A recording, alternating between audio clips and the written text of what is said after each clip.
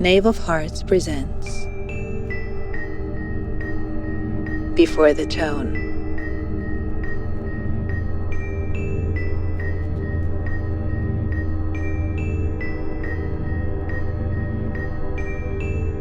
Episode 2. Shadowing.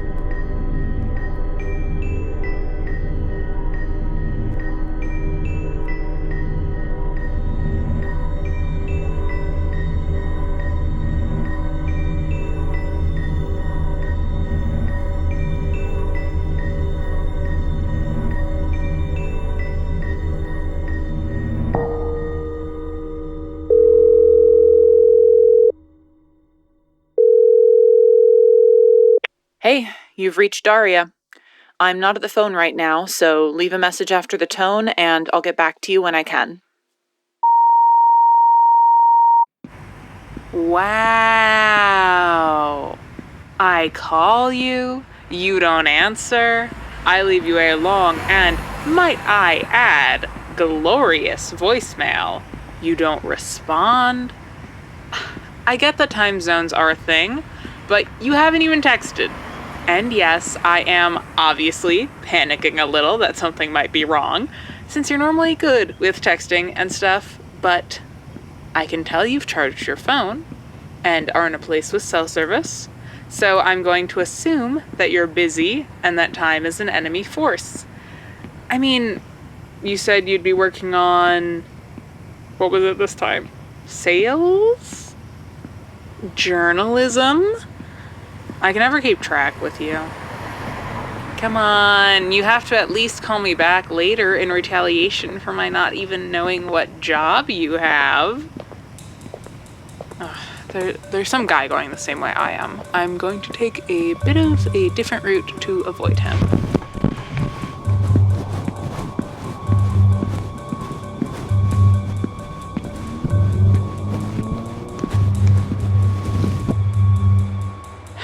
Alright, this seems good. I guess I shall leave you yet another voicemail regaling you with my adventures and hope that you get back to me later. Today was my first day of work at Atlas Consulting. It was interesting. I've done security before, but it's a little different to work CCTV at Target than at a big office building. You might think it would be less weird, but it's just weird in a different way. But I wouldn't dream of telling you that without telling you about the first part of my day first. My shift started out at the extremely standard hour of 7 p.m. Yeah, my shift is 7 p.m. to 1 a.m., which sounds insane. I know. But it actually works out really well with the classes I'm going to be taking, and I mean, you know, my sleep schedule is fucked, so it works out. I was told to arrive a little early to be shown around the place and all that jazz. So I arrived there a half hour before and was met by Eve Cacace at the door. It was kind of nice to not have to traverse the hallways to get to her office again. She told me she'd introduce me to my coworkers in various departments, as well as to the people in security, so they could teach me about the setup they use and how it all works. Our first stop was at the main desk to pick me up a temporary security badge. We were getting it from the secretary, whose name I am not yet privy to. I'm not really sure what's up with her, but she does not seem to like me very much. She hasn't said anything, but she gives me a bit of a death glare when Eve isn't paying attention. I stepped away for a minute and overheard a bit of what she was saying to Eve, though. She said something along the lines of, "I'm not sure why you've taken to hiring people like her." To which Eve responded, "I assure you, she seems quite capable." Look, I'm not sure what the fuck I did to make her dislike me, as I have barely spoken to or interacted with her at all. Anyway, moving on from that joyous encounter, Eve took me upstairs to meet some of the consultants who work a similar shift to me. These are people I'd be most likely to run into, even though we wouldn't be working together. The ones I ended up meeting were Anton, who's a tech consultant, Buck, who's a marketing consultant, and Saphira, who's a strategic consultant. I got good impressions from all of them, but we didn't really get the chance to talk. After introducing us, Eve kind of stepped to the side, almost inviting us to talk a bit, but she was still paying really sharp attention, like she was studying how we integrated. Unfortunately, my social interaction has never done well in a test setting, so any potential getting to know each other was clipped before it could grow. In that moment, at least, they all seemed really nice, and Saphira and Buck promised to give me an extended tour if they were still around at the end of my shift or tomorrow. The way Eve was watching me, it reminded me a lot of how she watched me in the hallway before my initial interview. And once I'd picked up on it, I noticed her doing it a lot. She was generally very subtle, but she'd hang behind me slightly when we were going up a flight of stairs or down a corridor and watch how I moved. It's a little unsettling. A part of me wants to joke and say, I hope she doesn't have a thing for me, but I can tell it's not anything like that. She was almost studying me. It feels almost like this is another part of the interview, interactions with the environment. And what an environment it is. Remember I told you about the weird hallways? Well, they aren't less weird now than they were before.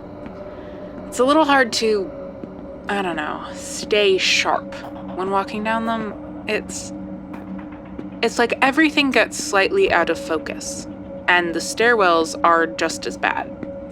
Remember what I said about the depth perception thing? Well, depth perception is kind of important when using stairs.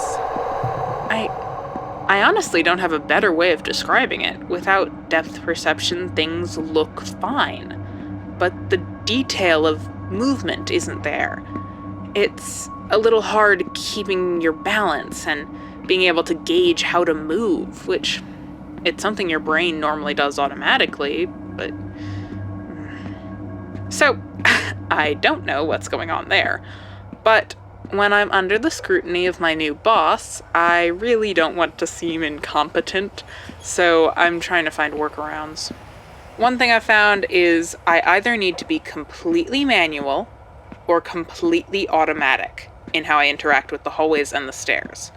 Now, what I mean by that is I either need to be hyper-focused on my movements, doing every little thing manually to counteract the off-balance nature of it all.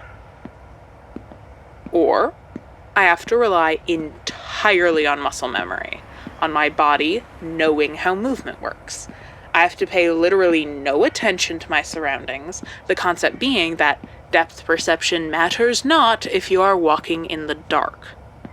Now, both of these are not perfect. I still feel off balance, but they at the very least help me hide that fact. The other thing I've noticed is that it isn't as bad when Eve is directly leading me. I wonder if that's part of why she was studying me while walking a bit behind. But, that assumes that her actions are based off of the building's architecture causing bad depth perception? That does not make any particular level of sense. You know what? I am actually going to set up an appointment to get a new glasses prescription to hopefully clear all this up. All right, I've rambled about hallways and stairwells long enough. Let's get to the good stuff, the exciting stuff, the much anticipated learning about the CCTV equipment I'm gonna be using. I'm kidding, but not that much. No, it was actually pretty interesting going over everything.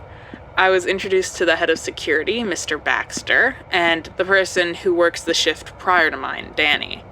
They both seemed really nice, and also nice was the fact that Eve didn't stick around after introducing us, so I was not under her watchful gaze. But yeah, they both seemed really nice. Although I won't really be seeing them around. Maybe Danny, but that's probably just 2 shifts passing in the night. We won't be working at the same time. Mr. Baxter just more or less introduced himself and explained a bit about how the security team works overall before heading out. It was Danny who explained what my actual job entails. It was all more or less what I was expecting, in so much as I expected anything at that point. According to Baxter, security works thusly. The building has 1 million security cameras monitored by the CCTV operator. I asked him how many security guards were on shift, but he just looked at me blankly, which, I assume means none. A little weird, but okay. After Baxter had left, Danny stayed to show me how to use the equipment and explain what the job looks like in the day-to-day. I was actually pretty relieved that the shift ended up being more of a training, shadowing thing, rather than just going straight in, as I had anticipated. It's not that the equipment is that complex, or that I haven't done the job before, it's just on a bit of a bigger scale. At the Target job, I was only responsible for part of the store, and was not working alone, while at Atlas it's just a different situation. They've got a lot of cameras and a lot of levels and stuff, plus I'm not really watching for shoplifters. I'm not super sure what I'm watching for, specifically, if anything at all.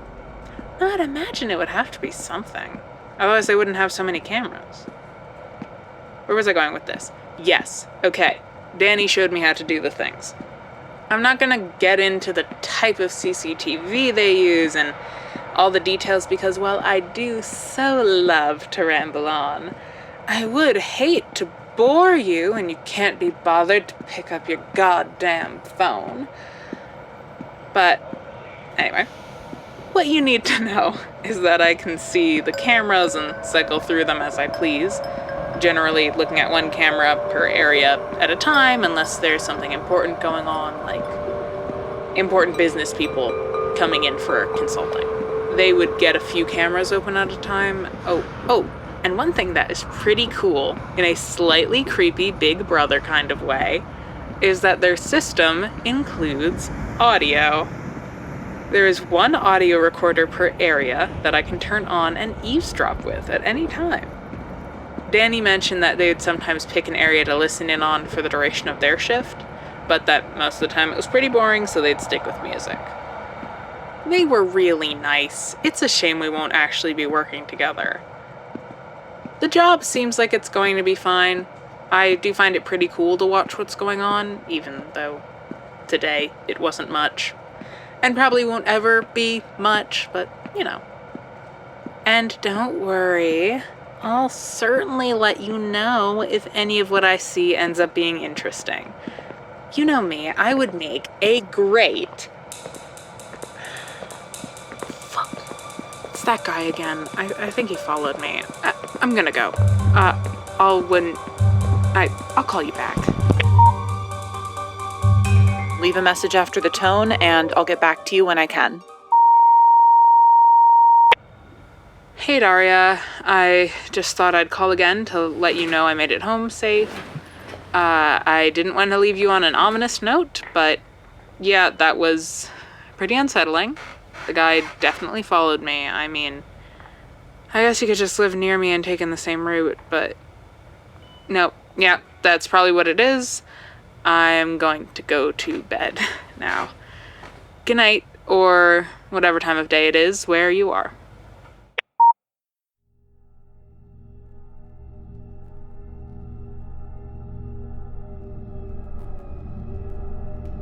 This episode has featured the voices of Anna Stein as Mack, Emma Johanna Puranen as Daria, and Rebecca Hansson in the credits.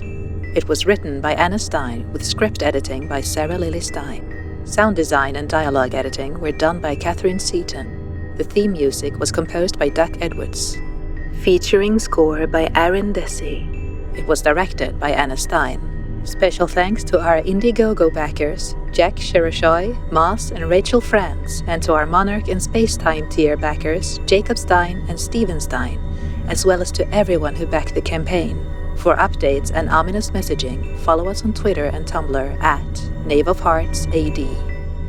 Disclaimer. Common side effects may include the feeling of being watched. Tranthologies is an anthology podcast written exclusively by trans people. If you want your heart warmed... You asking me to be your boy? If you wanna. Oh, I wanna. Or your heart shattered.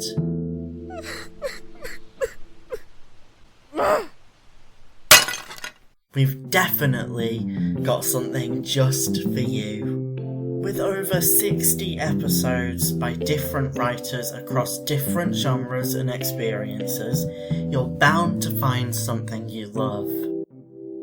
Tranthologies Season 3 begins on the 1st of June 2024. We hope you come along to see what wonderful stories we've got in store for you. Join us as we continue to celebrate trans lives and trans stories. But until then, keep being you. Every trans life is beautiful and sacred, and we are so glad to share the world with you. Trans love, trans joy, trans power.